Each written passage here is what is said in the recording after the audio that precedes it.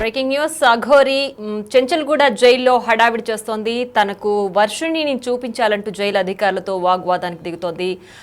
ములాఖత్లో వర్షిణిని కల్పించాలి అంటూ కూడా అఘోరి జైలు అధికారులతో అక్కడ కాస్త ఉద్రిక్త వాతావరణాన్ని క్రియేట్ చేసే ప్రయత్నం చేస్తోంది. లాయర్తో మాట్లాడించాలి, నాకు వర్షిణిని చూపించాలి, నేను వర్షిణిని కలవాలి అంటూ కూడా అఘోరి పట్టుబడినట్టుగా కూడా పట్టుబడుతూ అధికారులతో ఆమె ప్రశ్నిస్తున్న దృశ్యాలు కూడా మనం బిగ్ టీవీ స్క్రీన్ పైన చూడొచ్చు.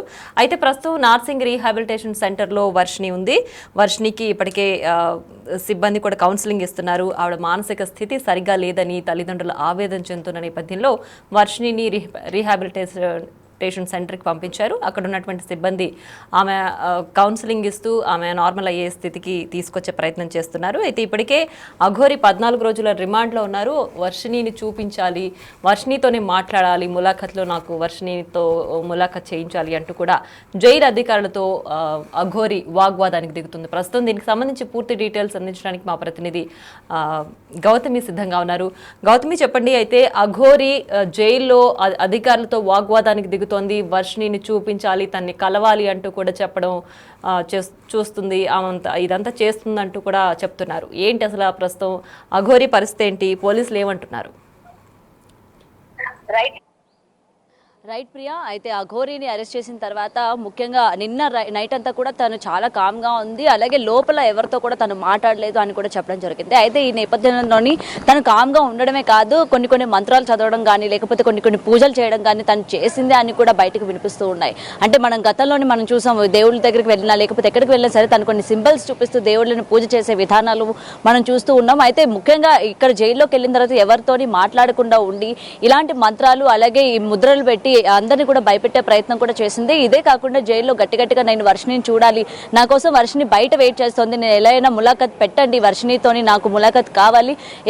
ఇదే కాకుండా తను కూడా నాలానే నేనే కావాలని కోరుకుంటూ ఉంటుంది. సో ఖచ్చితంగా నాకు చూపించండి అని చెప్పి కూడా ఎవరైతే తన తరపున వాదిస్తూ ఉన్నాడో లాయర్కి అయితే చెప్పడం జరుగుతుంది. అంటే ముఖ్యంగా ఈ లాయర్ని కూడా తను వేడుకుంటుంది అనమాట, నాకు వర్షిణి కావాలి, వర్షిణిని చూపించండి అని చెప్పి కూడా జైల్లోని చాలా హడావిడి చేస్తున్న పరిస్థితి కూడా ఇక్కడ మనకి క్లియర్గా కనిపిస్తుంది. అయితే ఇటు వర్షిణి వచ్చేసరికి తిను కూడా సేమ్ ఇదే తీరులో మాట్లాడుతుంది. ఎందుకంటే తను కూడా శ్రీనివాస్ దగ్గరికి వెళ్తారు, నాకు శ్రీనివాసే కావాలని చెప్తోంది. ఎందుకంటే నేను శంకర్పల్లి పిఎస్లో కూడా సిఐతో కూడా ఇదే విధంగా తను మాట్లాడింది. సిఐ కూడా ఆశ్చర్యపోయారు అని అయితే తన మాటల్లో చెప్పడం జరిగింది. అయితే వయసుకి చిన్నదైనా సరే తను మాట్లాడే మాటలు కావచ్చు, తన పద్ధతి కావచ్చు, ఏ మాత్రం కూడా సరిగా లేదు అని కూడా సిఐ కరాఖండిగా చెప్పారు. ముఖ్యంగా తన మాట తీరు, నేను ఎవరి మాట వినను, నేను ఎవరితో కూడా వెళ్ళను, నాకు శ్రీనివాసే కావాలంటే తనతో పాటు నాకు కూడా జైల్లో వేయండి, మా ఇద్దరిని కలిపి వేయండి అని చెప్పి కూడా తను మాట్లాడుతున్న పరిస్థితి కూడా ఏదైతే ఉందో, అయితే తనకి మెంటల్గా ఏమైనా అయిందా అంటే మెంటల్ పరిస్థితి. రైట్ ప్రియా, శ్రీనివాస్ని కలవాలని చెప్పడం, శ్రీనివాస్ అనే అఘోరి కూడా వర్షిణియే కావాలని చెప్పడం, అండ్ ఇప్పుడు జైల్లో కూడా ఆయన ఏదో మంత్రాలు చేస్తున్నారు అని కూడా చెప్తున్నారు. సో వర్షిణి పైన ఏదైనా క్షుద్ర పూజలు ప్రయోగించారా? అందుకే ఆవిడ అఘోరి కావాలని పదే అడుగుతోందా? ఇప్పుడు జైల్లో కూడా క్షుద్ర పూజలే చేస్తున్నారా అఘోరి? రైట్ ప్రియా, అయితే దానిపైన ఇంకా క్లియరెన్స్ అయితే రాలేదు. మరి తను ఎటువంటి పూజలు చేస్తుంది ఏంటి? ఎందుకంటే బయట కొంతమందితో మనం మాట్లాడినప్పుడు ఇప్పటి వరకు ఈ యొక్క పాటలో అటు బాలకృష్ణ కావచ్చు లేకపోతే రుద్ర కావచ్చు, ఇలా ప్రతి ఒక్కరు మాట్లాడుతున్నప్పుడు ఎవరి వాదనలు వారు వినిపించడం కూడా జరిగింది. అంటే ముఖ్యంగా ఇటు శ్రీనివాస్కి అలాంటి మంత్రాలు వచ్చు, లేకపోతే తనకి పెట్టే సింబల్స్ కావచ్చు, తను మాట్లాడే మాటలు కావచ్చు, తను ప్రయోగించే ఏదైనా సరే తంత్రాలు విద్యలే అని కూడా ఇక్కడ క్లియర్గా చెప్పడం జరిగింది. మరి అయితే అటు ముఖ్యంగా బయట ఈ అమ్మాయిని ఏమైనా మార్చే అవకాశం ఏమైనా ఉంది? ఆల్రెడీ పోలీసులు రీహాబిలిటేషన్ సెంటర్కి పంపించారు కాబట్టి తనని ఏమైనా మనసు మార్చే ప్రయత్నం చేస్తారా అని చెప్పి తిను ఈ లోపల నుంచి పూజలు ఏమైనా చేస్తుందా అంటే వీళ్ళు ఎన్ని ప్రయత్నాలు చేసుకున్నా అమ్మాయి ఎప్పుడు కూడా శ్రీనివాస్ అనే పిలవాలి, శ్రీనివాస్తోనే ఉండాలనాలి, తన మనసు మారకూడదు అని చెప్పి లోపల నుంచి తిను ఏమైనా ప్రయత్నాలు చేస్తున్నాడా అని చెప్పి దానిపైన కూడా చాలా మందికి ఇవాళ అనుమానాలు కూడా వ్యక్తం అవుతున్నాయి.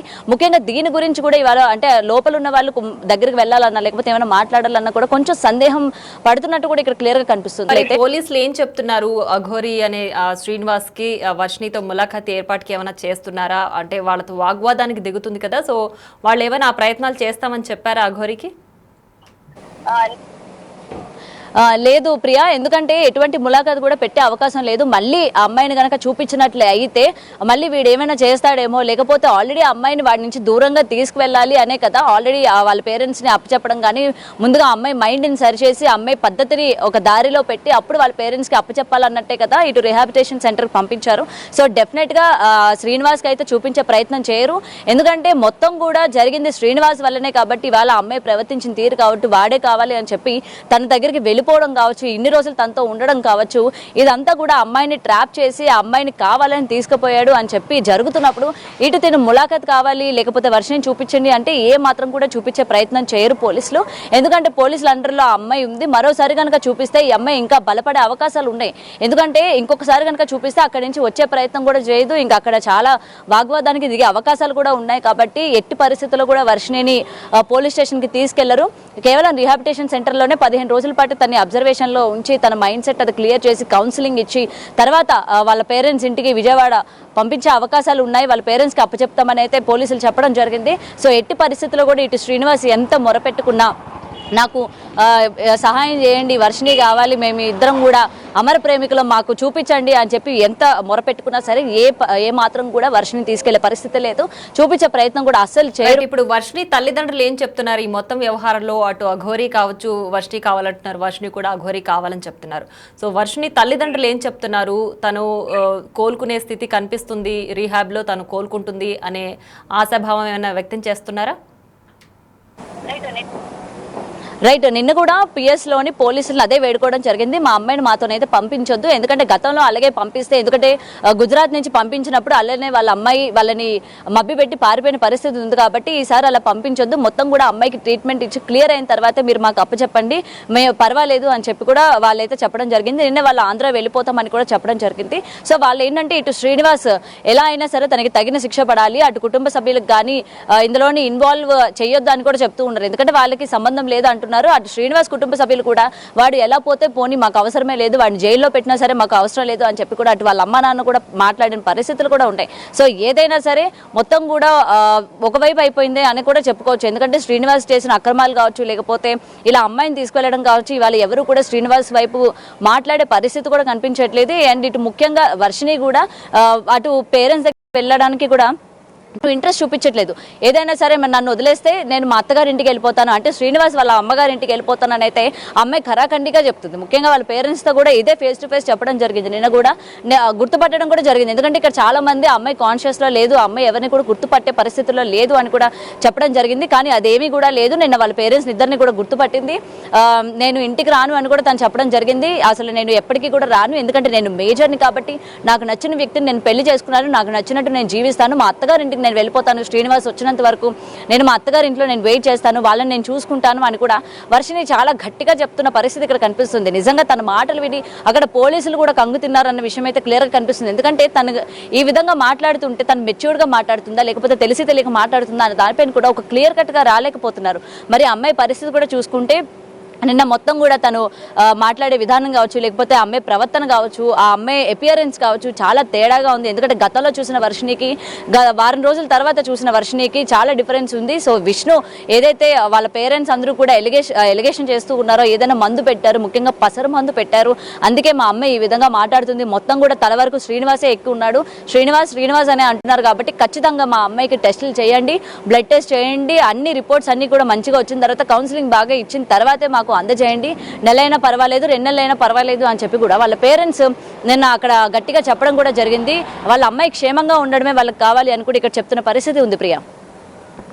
ఇంకా వర్షిని అఘోరిని కలవాలంటూ, అలాగే అఘోరి కూడా వర్షిణిని కలవాలంటూ కూడా పోలీసులతో అఘోరి వాగ్వాదానికి దిగుతున్నారు. ప్రస్తుతం 14 రోజుల పాటు రిమాండ్లో ఉన్నారు అఘోరి. సో ఈ నేపథ్యంలోనే నేను వర్షిణిని చూడాలి, వర్షిణిని కలవాలి, ములాఖత్ ఏర్పాటు చేయండి, నాకు వర్షిణి కావాలి, మేమిద్దరం పెళ్లి చేసుకున్నామంటూ కూడా పోలీసులతో అఘోరి వాగ్వాదానికి దిగుతున్నారు. అలాగే వర్షిణి కూడా రీహాబిలిటేషన్ సెంటర్లో ట్రీట్మెంట్ తీసుకుంటోంది. తన మానసిక స్థితి సరిగ్గా లేదని తల్లిదండ్రులు చెప్తున్న నేపథ్యంలో తన అక్కడ ట్రీట్మెంట్ తీసుకుంటుంది. పూర్తిగా కోలుకున్న తర్వాతనే తల్లిదండ్రులకు అప్పగించాలంటూ కూడా తల్లిదండ్రులు చెప్తున్నారు. సో తన మానసిక స్థితి సరిగా లేదు, తనకి ఏవో పసరు మందులు పెట్టారు, లేదంటే తన పైన ఏదో ప్రయోగించారు, అందువల్లే తను అఘోరి కావాలి, ఆ శ్రీనివాస్ కావాలి అని చెప్తుంది అని తల్లిదండ్రులు ఆరోపిస్తున్నారు. సో మొత్తం కూడా క్లియర్గా టెస్ట్లన్నీ చేసి తనకి ట్రీట్మెంట్ అయ్యి తన మానసిక స్థితి అంత కరెక్ట్గా ఉన్న తర్వాతే తల్లిదండ్రులకి అప్పగించాలని చెప్పి కూడా వాళ్ళు వేడుకుంటున్నారు. ప్రస్తుతం అయితే శ్రీనివాస్ చీటింగ్ కేసులో 14 రోజుల పాటు రిమాండ్లో ఉన్నారు.